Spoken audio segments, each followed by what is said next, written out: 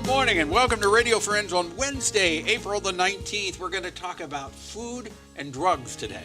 They're two totally different topics, isn't it? Let's start first of all with KRISTEN EIFFERT, Central Missouri Academy of Nutrition and Dietetics. And you've got another class of cooking with kids in the kitchen, right? Yes, so we have a class on April 29th that's called Kids in the Kitchen.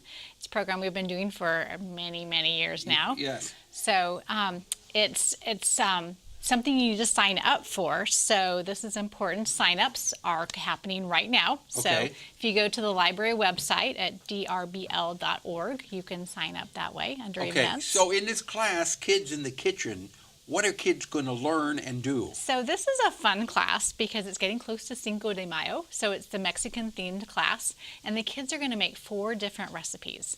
So the classes that we have set for the kids are for young kids. So we're trying to encourage the younger set to get involved. So what age? So 3 to 9-year-olds have to come with an adult.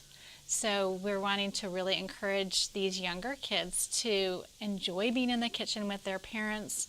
And of course we find that if they're cooking with their parents, they're more likely to try the foods that they're cooking. And so then they have a much better chance of eating healthier. Mm-hmm. So anyway, they're going to make 4 different recipes this class, which will be a busy day, but it will be fun. So. And what you're saying about getting the kids started early, learning to cook, I think is so important.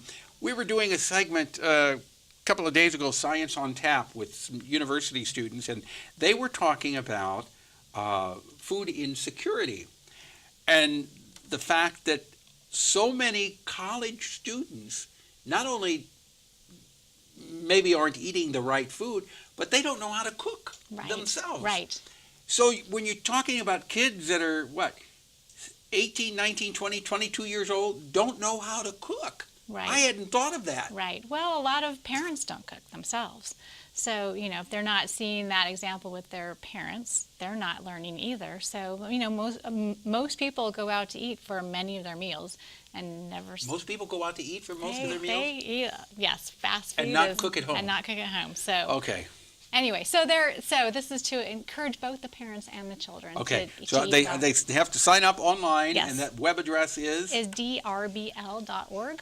So okay. Daniel Boone, or DBRL, I'm sorry, had those letters. Daniel Boone Regional Library. Right. Okay, and the date for the class is? April 29th. That's at 2 o'clock in the afternoon, so it's a Saturday class. It lasts an hour. Okay, and everybody's invited, 3 to 9 years of age. And it's free. And it's free? Yes. Okay, and they get some food, too. They get to eat 4 different things, make them, chop, learn how to cut, mix, measure. Maybe the McMillen kids will be there. Yep. And Travis McMillen, our director, his kids are stars at that cooking class. It's lots KRISTEN, of thank fun. you so much for coming Thank by. you. Okay, now Heather Harlan. I said we were going to talk about food and we were going to talk about drugs. Heather Harlan, for sure. from the Phoenix Health Program. Yes. What have we got today? Well, today, people are just hearing a lot about the opiate epidemic in the news, and we just want to bring a little light on that. Just give you a number and then talk about 3 myths. So the number is 1,066. What is that? That's the number of Missourians that died in 2015 of opiate overdoses. 1,066 in Missourians? 2015, yeah, and it's going up, so we just don't have the data yet.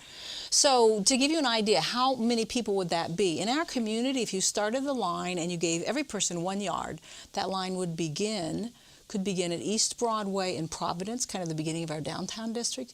It would stretch all the way through our downtown district to the edge of Stevens College. So think of driving that as you drive through downtown, a whole line of people lined up that passed away in 1 year from opiate overdoses.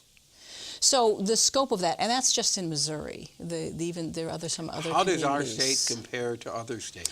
We actually are not as bad off as many other ones, such as Kentucky, and there's some along the East Coast that are worse off. So why are people becoming addicted this Well, way? part of it is the situation with more powerful painkillers that have been brought to the market. We've had long wars. We have an aging population. We've changed policies on how we prescribe. There's sort of a perfect storm of things that have happened in science and policies along that line. Are people who are becoming addicted, are they becoming addicted legally, or are they illegally getting this medication?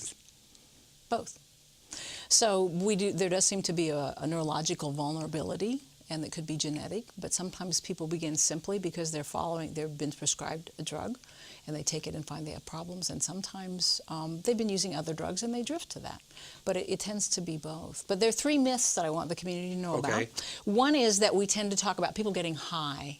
And when people are coming off opiates, they're not getting high, they're trying to feel normal. I talked to one woman who said, I have to go to work. I have to take care of my kids. She had a surgery, and she inadvertently had ended up with a physical addiction. And so when you come off the drug, it's the worst, we call it dope sick, or just diarrhea, sweats, vomiting, the shakes, just awful. She was not trying to get high. No. She's just trying to feel... Function. Yes, to function, to feel well enough. So we want people to get that word out of their vocabulary. So that's myth number 1. People don't get high, they're just trying to function. Number 2, we tend to think, people have to hit bottom. That's where we part company with the recovery community. We see positive change can happen at any point in the continuum. So again, families can strategize about, you can lead a horse to water, but you can't make him to drink, but there are ways you can make the horse thirsty, and we can help you with that. Okay. And finally, the third one is people still have the idea that, well, if you have problems like this, you have to go away to rehab. And actually, there are a lot of outpatient services that we have available. They can explore what options might work for what we call medication-assisted treatment to help people, so it doesn't have to be so bad through the withdrawal. So, medication-assisted treatment, that's giving you other medication to help with the withdrawal symptoms. Right, to manage the symptoms. Is it right. pronounced opioid? Yes. Opioid? Opiates, right, opioids kind of cover everything. Okay. So, right, so that there's more comprehensive, so that you have counseling and to also deal with that. So how long does it take your body to, let's say if you've been hooked on it, how long does it take your body to readjust? It's a long process. It's sometimes months, sometimes years. But it depends on years? Sometimes, because it takes and a during long that, time. during Well, those... and it's not just the body adjusting, Paul. It's the brain to adjust to other coping skills. But we're available to help with that, the conversation. We're on the web, Phoenix Health Programs, phone number 573-875-8880. And probably talk to me, Heather, and we're on Facebook. All right. And you have to have, it sure helps to have a supporting group of friends and family around. Absolutely. And we can start there. We don't have to wait till they hit bottom. They usually take a whole family with them. Heather, Harlan, thank you so much for coming Thanks, by. Paul. Thanks for continuing the conversation. Pleasure to have you here. Tomorrow, Southside Philharmonic Orchestra, and we'll find about science on tap. We'll be there. Thank you so much. Pepper P, Missouri.edu. I'd love to hear from you with an idea. Bye-bye.